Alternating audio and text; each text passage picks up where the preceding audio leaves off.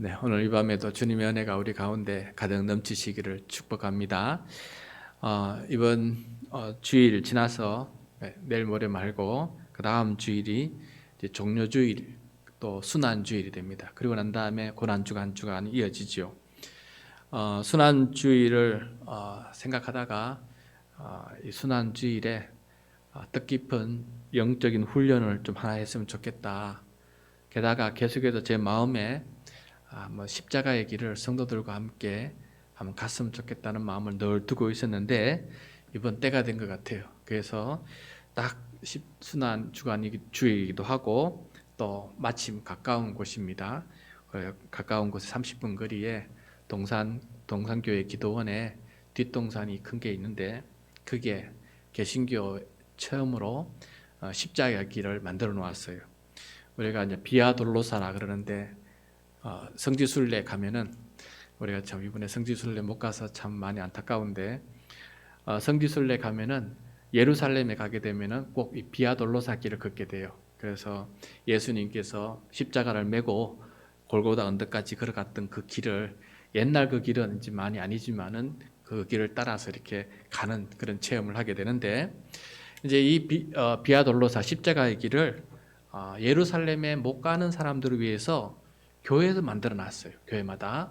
그래서 그거 교회에서 만들어 놨는데 이제 우리 종교개혁하면서 우리 개신교는 그것을 이제 받아들이지 않았어요. 그걸 전통을 따르지 않았는데 요즘 와서는 그 또한 좋은 영성 훈련이다 해서 이제 개신교회 안에서도 그 십자가의 길을 그 다른 사람의 길도 아니고 예수님의 길인데 왜 우리가 외면하느냐. 그래서 그 십자가의 길을 만들어 놓고 고난주간 때 혹은 영성훈련 때 그 길을 걸어가면서 주님과 함께 고난의 길을 가는 그런 연습을 하게 됩니다. 그래서 이번에 12개 요소 또 2개 광장을 가면서 주님의 발자취를 따라서 또 조형물을 너무 잘 만들어 놨어요. 그래서 마음속으로만 상상하다가 실제 그 모습들을 조형물로 보게 되면은 우리가 더 많이 가까이서 간접적이긴 하지만은 더 깊이 마음에 새길 수 있는 또 체험이 되는 그런 시간이 됩니다. 그래서 그 길을 따라서 가면서 고난 주간을 좀 의미 있게 보내려고 그렇게 계획을 하고 있습니다.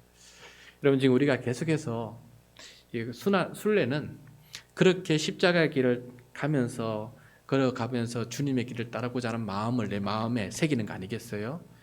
이와 마찬가지로 지금 우리가 지금 사도 바울 사도행전을 보면서 사도 바울이 기도의 순례를 어떻게 했는지 오늘 29번째인데 그의 일생과 그의 말씀을 하나씩 따라 읽으면서 보면서 비록 우리가 그 곡 다 따라가지는 못했지만은 우리의 상상력 속에서 또 말씀을 묵상을 통해서 바울이 걸어갔던 그 길을 하나씩 따라가면서 어떻게 기도했는지 그 모습을 보면서 우리도 그 길을 가고 또 물론 우리에게 주어진 길은 다르지만은 그 길을 가고 기도 내용도 좀 다르지만은 그 근본 기도의 방향은 배워서 우리가 함께 그 길을 가고 있는 거 아니겠습니까? 그래서 좋은 길을 따라간다는 것, 예수님의 길을 따라가고 사도 바울의 길을 따라간다는 것은 우리에게는 귀한 본이 되고 또 꼭 걸어가야 될 그런 길이 아닌가 하는 생각을 또 해보게 됩니다. 그래서 오늘 말씀, 오늘 또 사도 바울의 기도의 길을 우리 함께 살펴보면서 사도 바울이 걸었던 그 기도의 길을 오늘 말씀을 통해서 우리 함께 걸어가는 그런 시간이 되었으면 좋겠습니다. 오늘 말씀을 1절부터 3절까지 이렇게 보면은 바울이 밀레도라는 항구에서 에베소의 장로들을 불러다가 기억나시죠? 에베소의 장로들 여럿을 불러다가 마지막으로 그들에게 유언처럼 그렇게 당부를 합니다.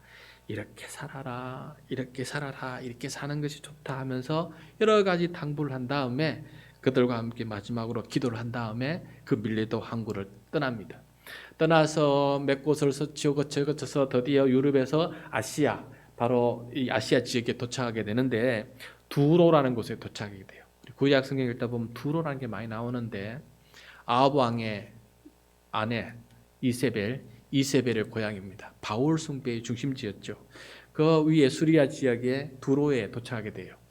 거기에서 이게 일주일을 머물게 돼요. 왜냐하면은 배도 수리도 해야 되고 물품도 내리고 새로운 물품도 또 씻고 성도들도 이제 고생해서 좀 쉬어야 되는 그런 시간을 가지다 보니까 일주일 동안 거기서 쉰다는 겁니다. 그래서 이 두로에서 일주일 동안 그러면은 사도 바울은 자기와 일행들이 어디서 머물까 고민하다가 두로에 있는 제자들을 찾게 돼요.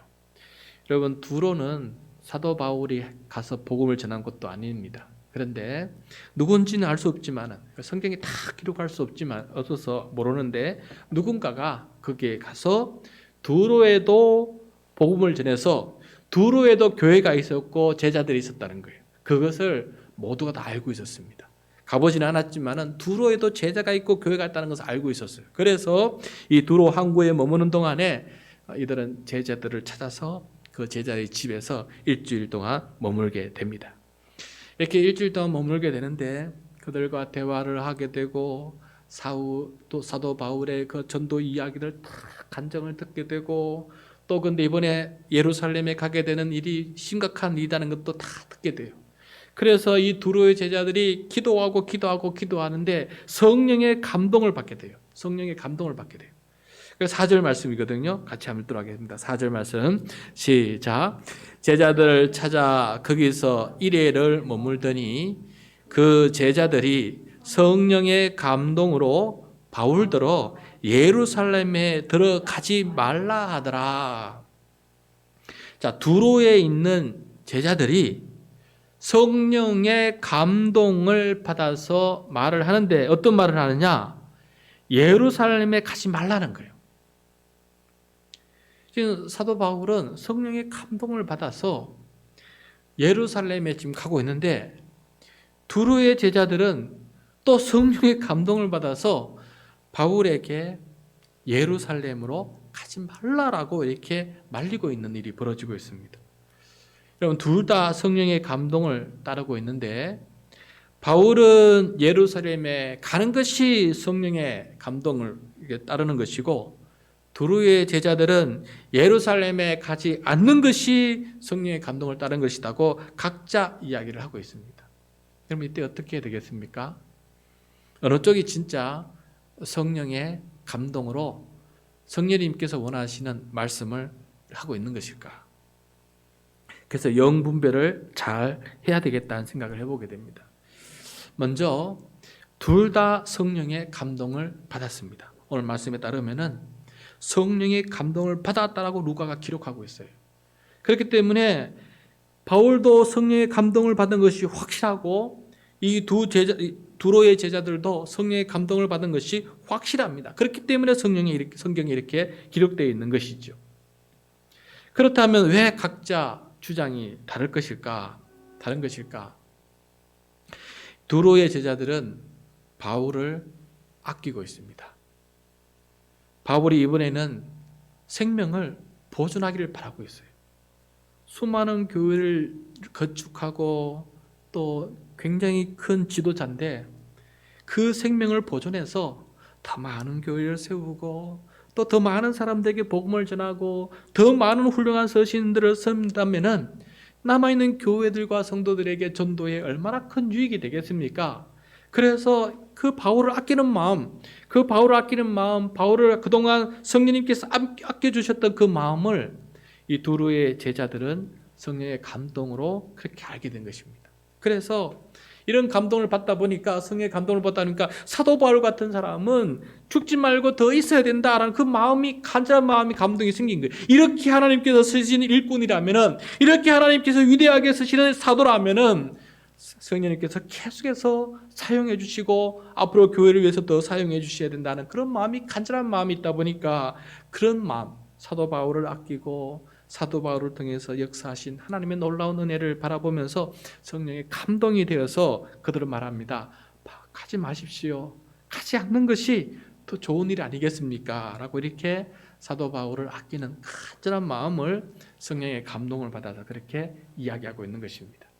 그래서 여러분, 이게 두로의 제자들이 이야기하고 있는 것은 이게 사도행전에 이렇게 기록된 이유는, 성령의 감동이 됐다는 이유는 하나님께서 하신 일을 가로막는 것이 아니고 그만큼 사도 바울과 함께 하시는 하나님의 크신 은혜를 바라보면서 지금 감동하고 또 찬양하고 하나님께서 그 일을 계속했으면 좋겠다는 그런 마음에 그렇게 그들이 이야기를 하고 있다는 것을 깨닫게 됩니다. 그래서 성령의 감동을 받은 것은 지금까지 바울과 함께 오신 하나님을 찬양하는 의미에서 감동을 받은 것이고, 그 다음에 예루살렘에 가지 말라는 것은 자기들 생각에 더 큰 일을 하면 좋지 않겠느냐라고 얘기하는 그런 모습이 되겠습니다. 여러분, 바울도 성령님께서 자기의 생명을 아끼시고 자기를 보호해주고 계신다는 것을 아주 잘 알고 있습니다. 왜냐하면 그동안 죽음의 길을 얼마나 많이 겪었어요. 얼마나 환난을 많이 겪었어요. 그런데 하나님께서 이 사도 바울의 생명을 지금까지 지켜주시고 지금까지 위대하게 이 아시아와 유럽의 많은 교회를 세우시면서 하나님께서 얼마나 큰 구원의 역사를 하고 계십니까? 그래서 사도 바울도 하나님께서 성령님을 통해서 자기에게 얼마나 큰 역사를, 얼마나 큰 성령의 역사를 해주시고 있는지를 자기도 잘 알고 있습니다. 이 두로의 제자들처럼 성령의 감동을 받고 그렇게 살아가고 있다는 것도 자기도 잘 알고 있습니다.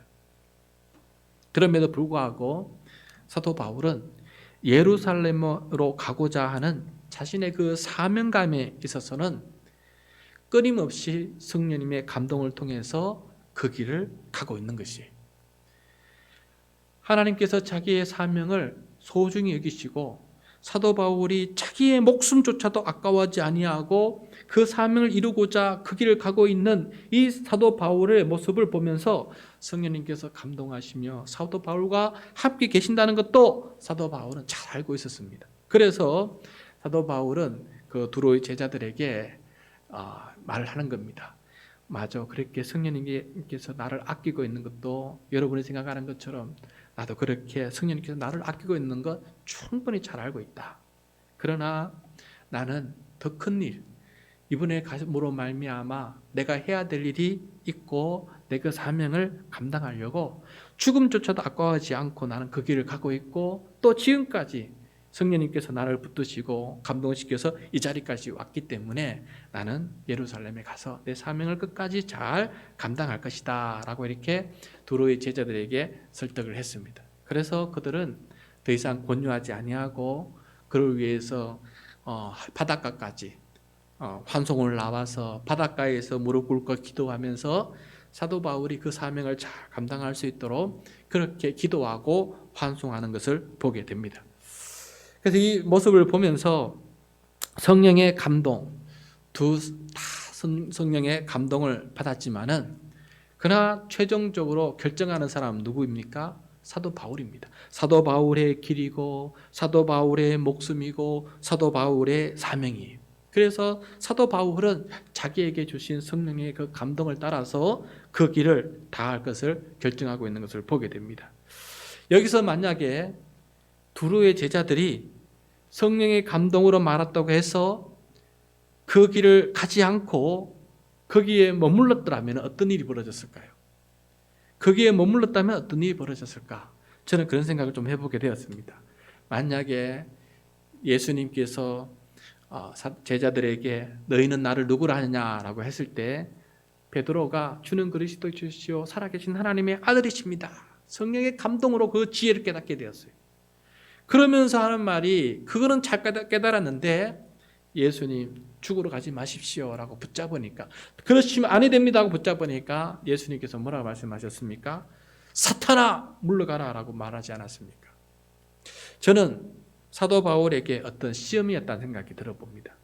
만약에 그것을 그래 너희들 말 맞아 그러면 나 예루살렘 가지 않고 다시 돌아가서 이쪽 교회를 가서 가겠다라고 했더라면은 여러분 사도행전 21장 이후에 펼쳐질 그 위대한 일들을 더 이상 우리는 사도행전에서 보지 못하게 되었을 것이에요.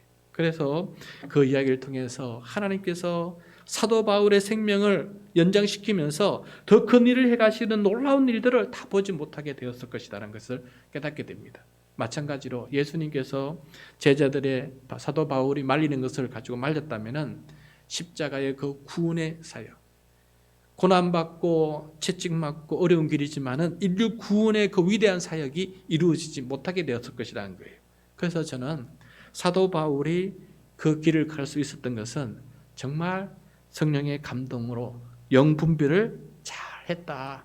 정말 주님께서 원하시는 것이 무엇인지를 잘 분별했다라는 것을 생각해 보게 되었어요. 그래서 사도 바울의 위대한 점은 바로 이것이다라는 생각을 하게 보게 됩니다.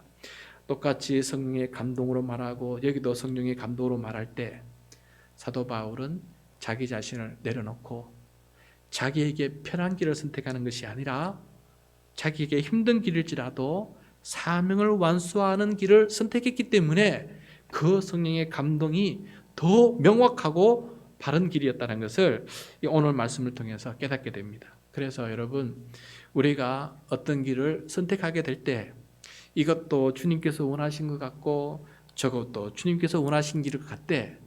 그러면 어떻게 선택을 해야 되느냐? 내가 최종 결정권자라면 나는 어떤 선택을 해야 되느냐?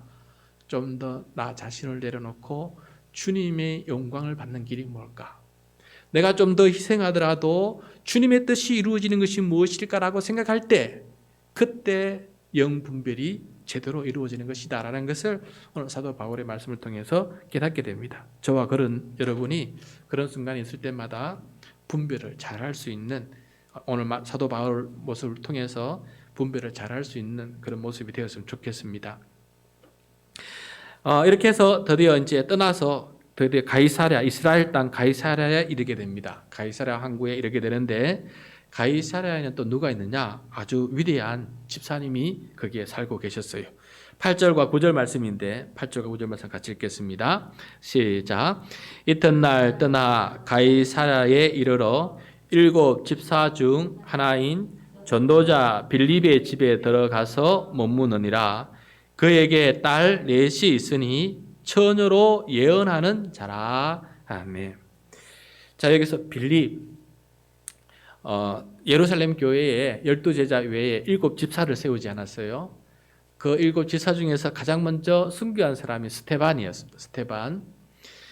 그 다음에 이제 사도행전에서 가장 많이 등장하는 집사님이 바로 빌립 집사예요. 빌립 집사. 예수님의 12제자 안에도 빌립이 있는데 그 빌립 말고 7 집사의 빌립이에요. 근데 그 빌립 집사 앞에 다른 용어가 하나 붙어 있는데 전도자라는 말이 붙어져 있어요. 원래 집사는 재정을 담당하는 사람이었어요. 헬라파 과부와 히브리파 과부가 숫자가 많아져서 그들을 균등하게 돌보기 위해서 재정을 잘 이렇게 운영하기 위해서 집사를 세웠어요. 그런데 이 재정적인 일만 잘할 뿐만 아니라 스데반과 이 빌립은 복음을 전하는 은사를 받았어요. 그래서 그 역할만 하는 것이 아니라 나가서 복음을 전하고 교회를 세우는 일에 귀하게 쓰임받았던 사람이 바로 스데반 다음으로 빌립이었던 것입니다. 근데 빌립은 스데반이 순교당하자 교회에 핍박이 있자 예루살렘을 떠나서 사마리아와 가이사랴에 이르면서 그 지역에 계속해서 복음을 전했는데 그 기간이 오늘까지 거의 20년 됐어요. 사도 오늘 바울을 만나기까지 20년 동안 그 지역을 돌아다니면서 복음을 전하고 교회를 세우고 있었던 것입니다. 그 위대한 일을 했던 사람이 바로 전도자 빌립인데 참 전도자 빌립의 가정을 보면서 깜짝 놀랐습니다. 빌립의 아내는 아마도 일찍 사별한 것 같아요. 그래서 다 등장하지 않는데 그에게 4딸이 있었어요. 4딸. 4딸이 있었는데 전부 다 주를 위해서 헌신했어요. 처녀로 있습니다. 결혼하지 아니하고 주를 위해 온전히 헌신하면서 어떤 은사까지 받았냐? 예언의 은사를 받았어요. 예언의 은사를.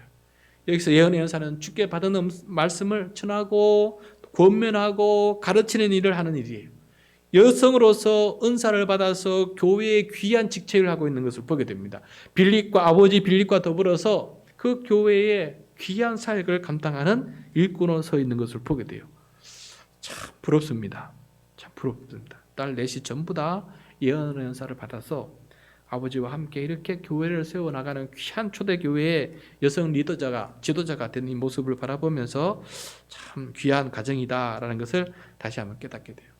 여러분, 그 초기 기독교 역사에 따르면요, 히에폴라리스라는 지역의 감독이 있는데 그 감독 이름이 파피아스입니다. 파피아스.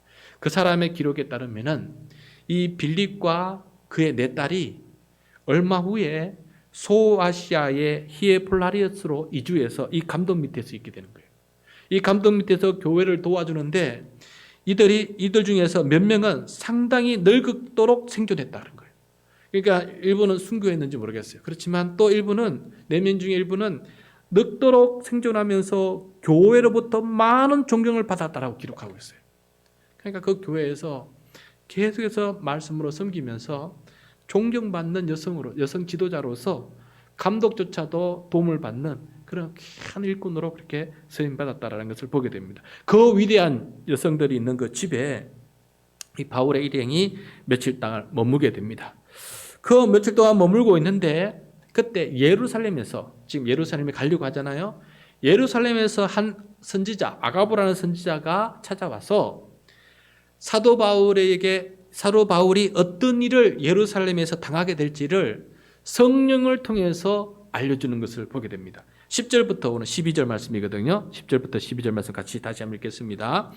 여러 날 머물러 있더니 아가보라 하는 한 선지자가 유대로부터 내려와 우리에게 와서 바울의 띠를 가져다가 자기 수족을 잡아매고 말하기를 성령이 말씀하시되 예루살렘에서 유대인들이 이같이 이 띠 임자를 결박하여 이방인의 손에 넘겨주리라 하거늘 우리가 그 말을 듣고 그곳 사람들과 더불어 바울에게 예루살렘으로 올라가지 말라 권하니.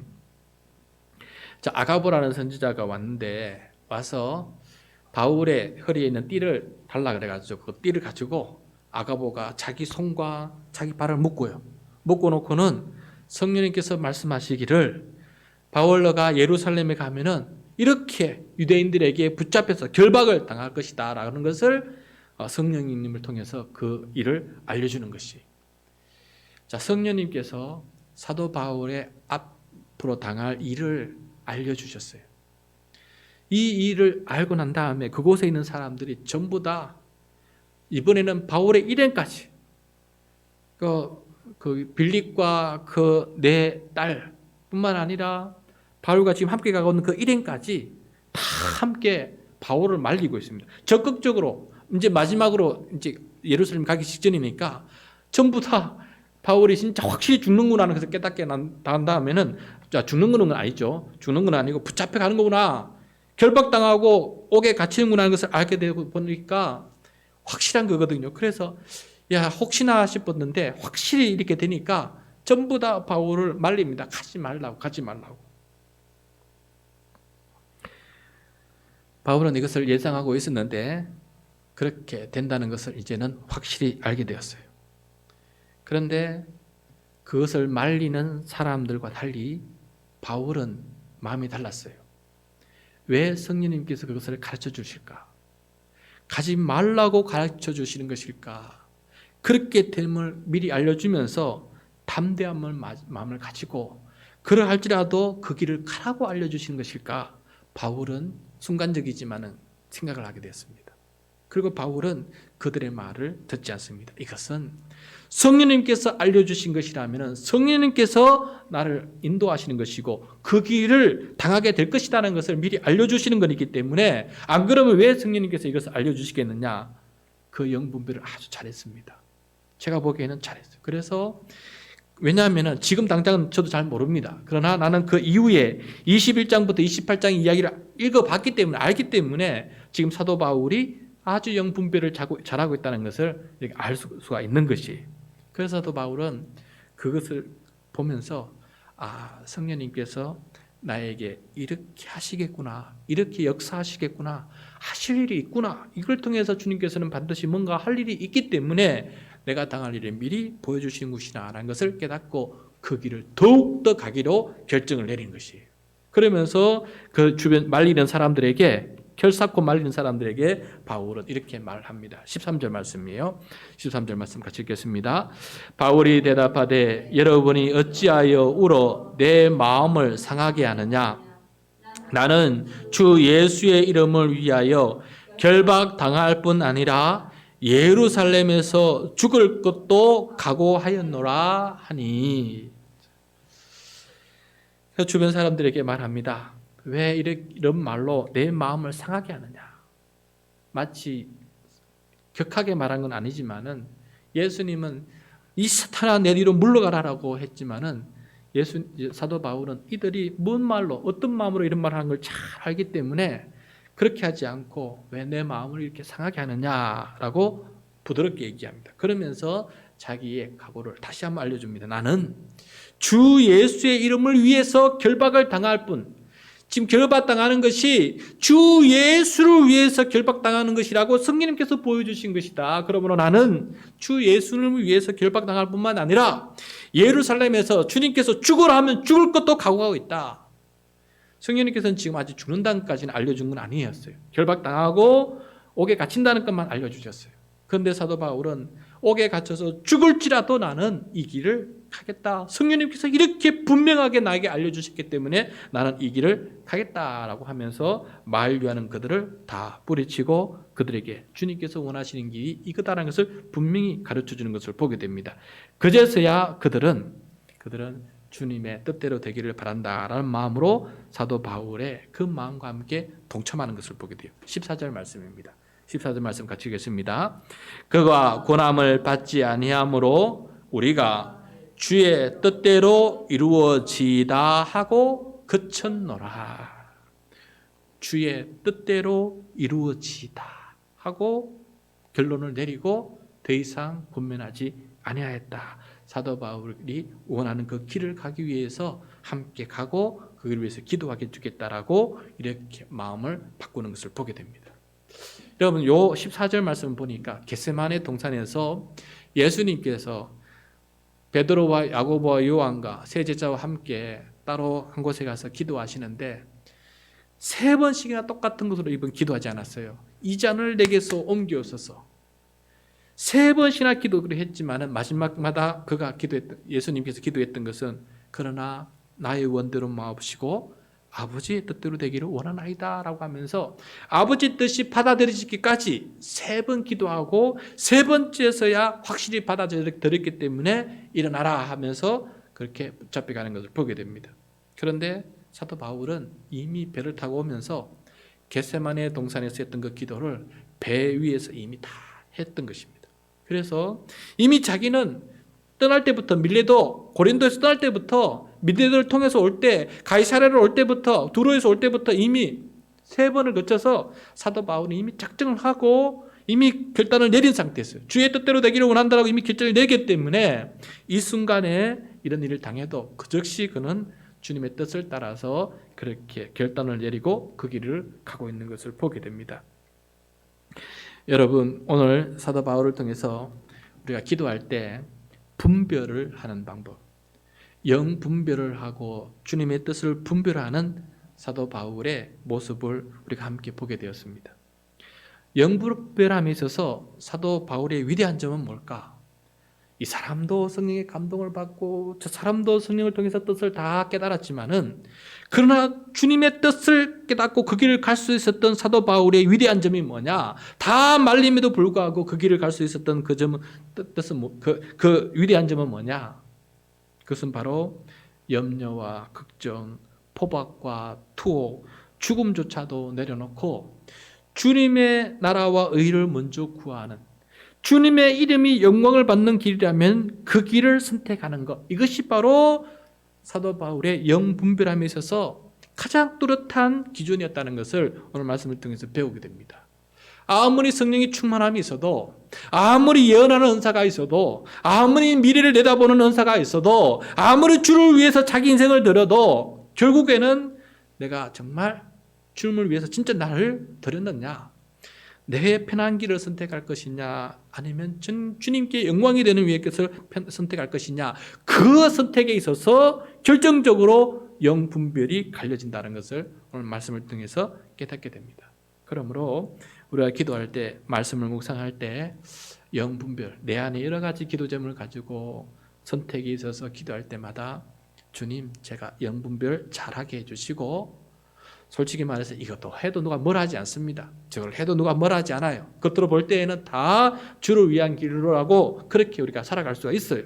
그렇지만은 진정으로 내가 내 안에서 정말 주님을 선택했는가, 내가 내 안위를 선택하고 했는가 아니면 정말 주님을 선택했는가라는 것은 주님과 그 당사자만이 알 수 있는 영분별이다라는 것을 오늘 말씀을 통해서 깨닫게 됩니다.